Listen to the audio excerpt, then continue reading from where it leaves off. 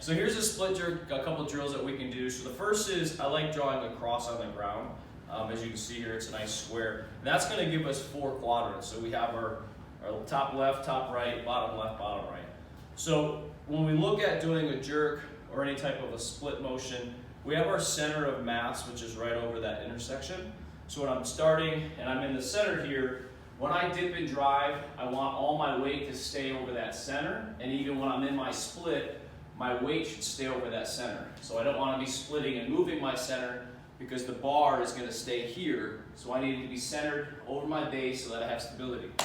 So how we find our split stance is really depends first on your dominant leg.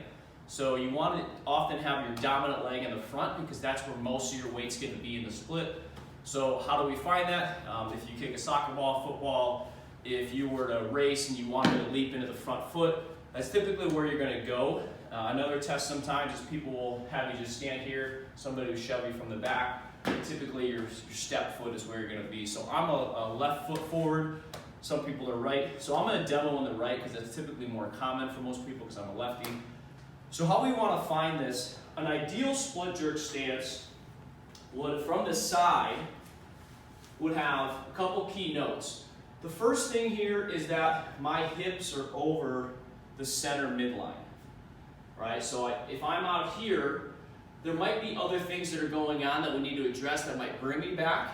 So that's kind of something to keep in note. We want to start here. Now, if we hit that first checkpoint, the second checkpoint I like to see is that the back leg is bent and I'm up on that back toe.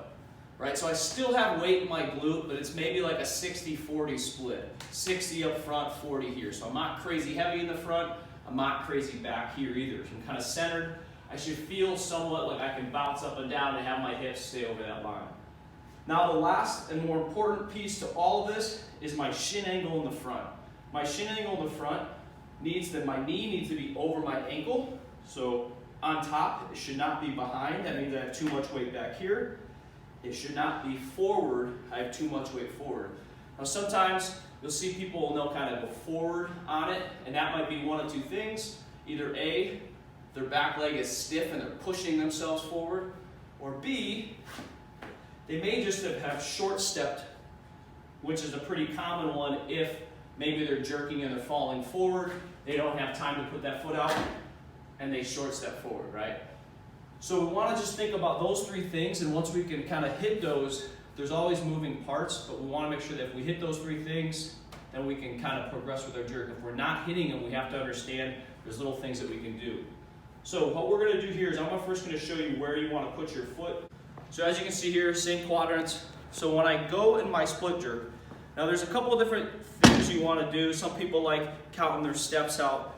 Realistically, every split is different depending on your limb lengths and where your balance points are at. So if you can hit those 3 things, you'll be good. So I like to first just start people. So I just say just get in like a nice split stance, and we'll kind of go from there and customize the stance. It's typically going to have front foot forward, probably 1 or 2 steps, back foot almost the same. Now as you can see here, I have a little bit of a split. I'm not necessarily in line. Right, we call this walking a tightrope. You can see already there I was losing my balance. So when we start in our jerk, we're typically heel is about hip width. As we dip and drive, we slide 1 foot back, 1 foot forward. It still stays hip width. I might have some slight internal rotation just to help me maintain stability, and I'm here. Right, and that's where I'm at. I have average leg limbs, but sometimes people will have really long legs that might have to be really far out here, right? But as you can tell, if you're really far out here, you can't make sure that your hips move forward over that dot, which then you're out here, but then I break my shin angle rule, so that might be too long of a step for you. And that's how you can use those 3 things to customize this for you. So again, we're here. Once you find something, I like to just have somebody test and see if they can just stay over the dot and just give me a couple different split squats. Maybe we'll put the bar overhead. And that's where we're at. This is a pretty comfortable stance for me. I can stay here, I feel my glutes active. And then how we get out of this stance, we always slide the front foot as much as you need. And then we step forward, trying to keep everything over that center. A lot of times people will hit a jerk, they're super excited because they hit it, they want to step out, they want to rush. What happens? They step forward over the center dot, the weight's behind them, they miss it behind. So take your time. You might hit a jerk, you might have to battle that thing out of there, get underneath, find stability, stand up, and you're good. Here's some drills you can do to really just bake this into your motor pattern. So we start here. I'll first start just hands on the hips, and I'll just work on just dropping. Let me go left side forward because that's my dominant side. Right, dropping.